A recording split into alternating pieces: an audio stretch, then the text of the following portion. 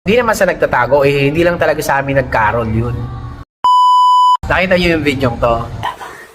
Nakita mo kanina. Oo. At ano ba kanina? Ang putay nito.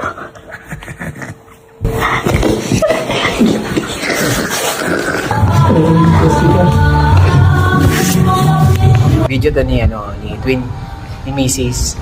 Ano to, kagabi to, may nagka-rolling.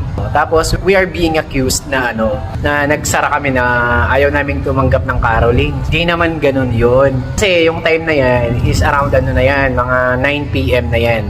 Lagpas na yan ng 9 p.m. So, dito pag sa Buracan kami, by 8 p.m. pag nandito kami, lalo na ngayon kasi wala nang masyadong klase, so wala nang masyadong ginagawa sa school.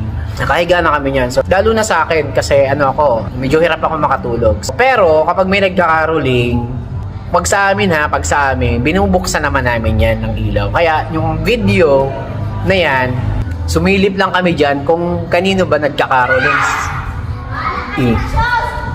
Hoy, diba? Ingay eh. Sumilip lang kami dyan kung kanino ba nagkakarol, sa amin ba or sa kapitbahay. Kaya yun, so syempre, tinitignan namin, hindi mo na kami nagbukas ng ilaw niyan. Kasi kapag sa amin nagkaroling, binubuksan naman namin ang ilaw niyan. Nung nakaraan nga, alas 10, technical, alas 10, lagpas alas 10 na yun ang gabi, mga 10:15 to 10:20, ganon. So may nangaroling sa amin, yun talaga, tulog na talaga kami nun. Nagising lang kami. So, binuksan namin ang ilaw kasi nung pagsilip namin, sa amin naman nagkakaroling, di ba?